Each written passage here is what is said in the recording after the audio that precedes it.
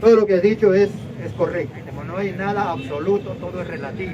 Todo el comunismo, el socialismo, el empirismo. Correcto. Entonces, yo lo que quiero preguntarte es de que no recuerdo este premio Nobel de Economía, que hasta ahora sigo pensando y nadie me lo ha respondido, a lo mejor tú. Él decía claramente, ¿no? Para que haya progreso en el mundo, será necesario que haya desigualdad, que haya ricos y pobres. Porque ¿quién hace el trabajo sucio? ¿Quién está en las minas? ¿Quién hace los trabajos de albañilería? Si todos seríamos doctores, licenciados, o de un capitalismo, digamos, exorbitante, entonces yo me he quedado preguntando eso, si es cierto.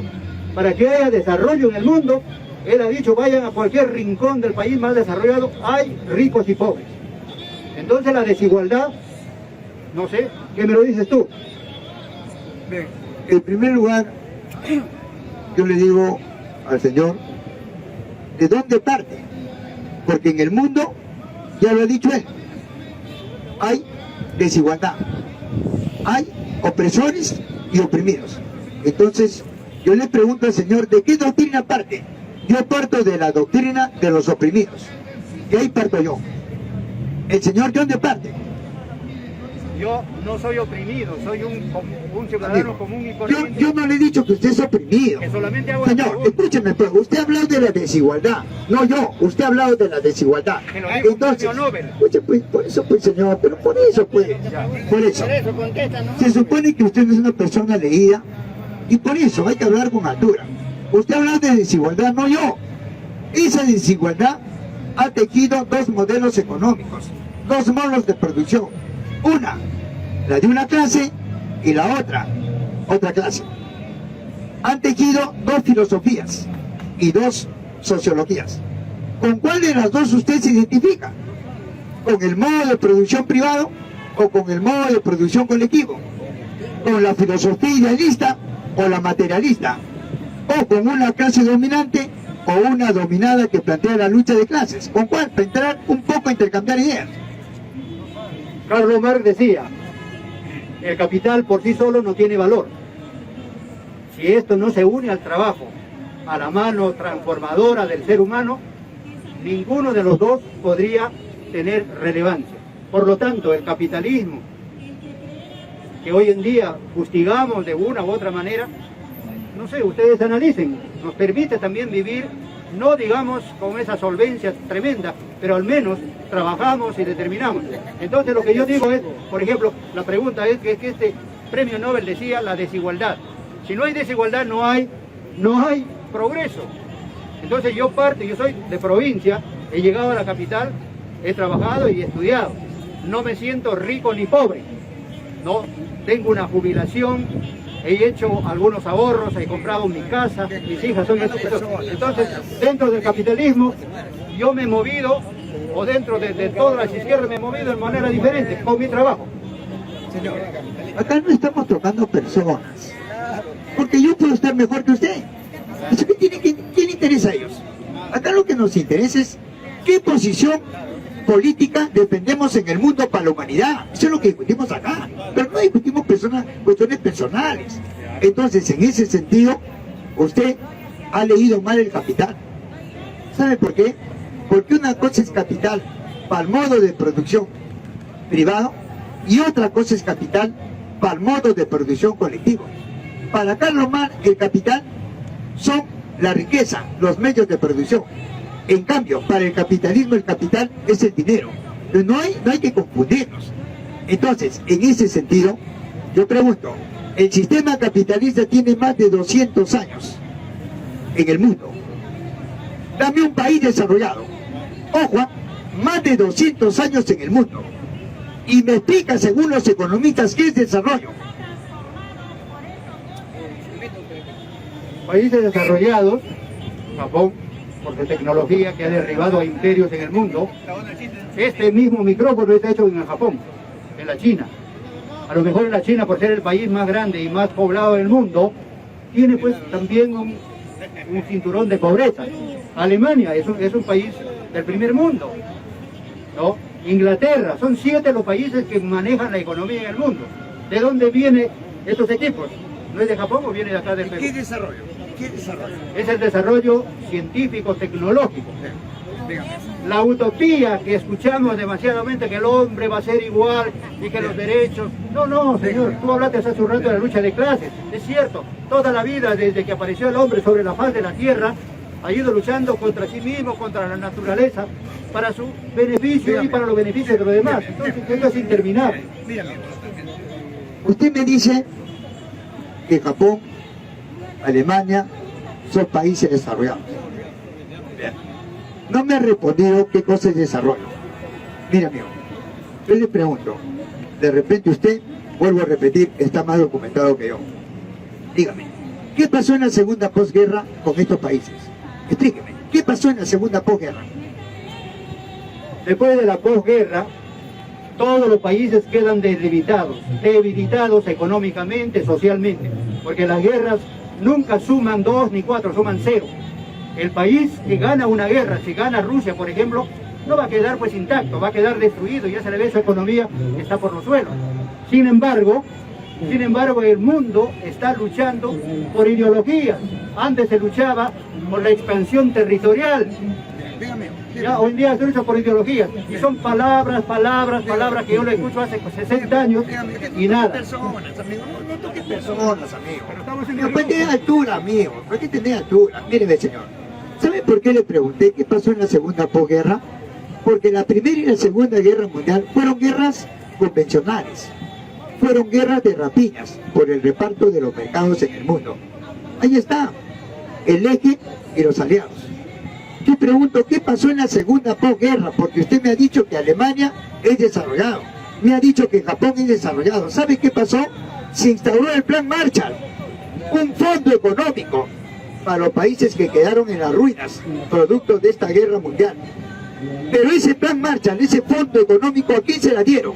A los grupos de poder. Ellos se desarrollaron en el Japón, más no los 150 millones de japoneses que hasta ahora son explotados. Entonces, ¿cómo yo puedo decir que Japón es un país desarrollado? Un país es desarrollado cuando sus habitantes, cuando su nación está a la altura de la industria y son estas las que manejan la balanza comercial. ¿Quién se desarrolló en el Japón? Mitsubishi, Yamaha, Toyota, Honda, etcétera, pero no el pueblo japonés. En Alemania, ¿quién se desarrolló?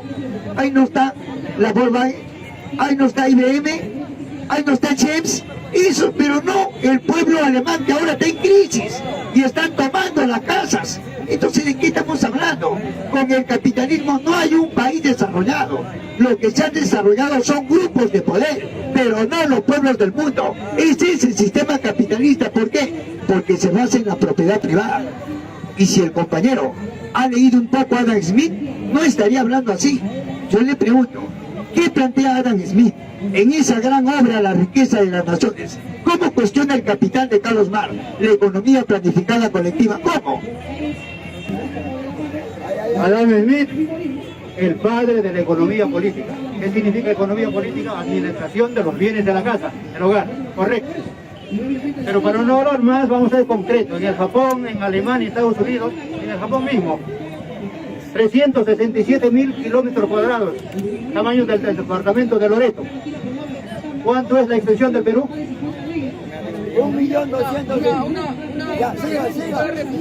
Ya le he dicho yo. Ya, termino. 1.285.215 kilómetros cuadrados. Salen 5 veces Japón acá. ¿Cuántos habitantes?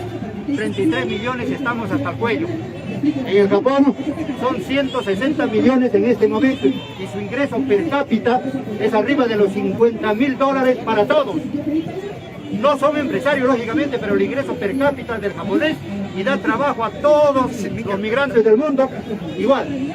Japón es uno de los países que tiene un ingreso económico per cápita $50.000. ¿Cuánto es el ingreso de nosotros? Mire, compañero, el Japón, sus 150 millones de habitantes, o 160, la Organización Mundial de la Salud ha obligado al Estado japonés para que sus trabajadores se bañen diario con agua caliente. ¿Sabe por qué? Porque el Japón tiene tiene el 98% de la línea blanca, es decir, del aparato electrónico en el mundo, y sus trabajadores están expuestos a la radioactividad, explotados, y si el Capón le paga un poco mejor, es de las transnacionales que operan en los países del tercer mundo y que explotan 5 veces a los trabajadores, y ahí le pagan un poco mejor, pero siguen siendo explotados. Dime, ¿eso es un país desarrollado? No, pues compañero, un país desarrollado es cuando sus recursos de ese país están a la altura de los trabajadores, de las grandes mayorías. Eso no sucede en ningún país, porque lo dice bien claro Adam Smith con la propiedad privada: dejar hacer y dejar pasar. ¿Para qué? Para el libre mercado de la propiedad privada, no de las grandes mayorías, no de lo colectivo. En cambio, la economía planificada colectiva es contraria, se preocupa del colectivo, de las grandes mayorías. Eso es el socialismo, eso es el comunismo. Por eso, compañero, cuando la prensa dice el comunismo es igualdad, lo dice porque ellos no vienen acá a intercambiar ideas. Yo te pregunto, amigo, ¿la igualdad dónde se ubica? ¿Se ubica en el materialismo o en el idealismo? ¿Dónde se ubica la igualdad? En el idealismo, porque la igualdad no existe. En el materialismo no existe la igualdad, porque la filosofía del marxismo es el materialismo. ¿Y qué es el materialismo dialéctico? Las leyes que rigen en la naturaleza. Por ejemplo, la primera ley, la ley del cambio del movimiento, ¿habrá igualdad ahí? La segunda ley, la ley de la acción recíproca, ¿habrá igualdad ahí?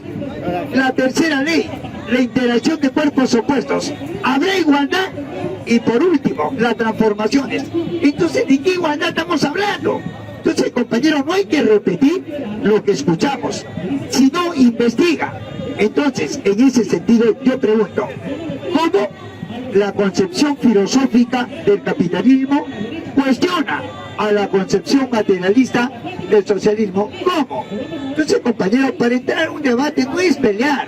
Yo le tengo un respeto a ustedes, al amigo, pero lo que acá yo vengo es a confrontar ideas de lo poco que hemos leído en ciencias económicas, políticas, sociales. Eso es lo que hago yo acá. Correcto, correcto, pero también hay que dar oportunidad a los demás amigos. Lo que yo quiero terminar diciendo es de que la igualdad es una utopía. Y quiero preguntarte ahora, ¿qué país socialista, comunista, en este momento está bien?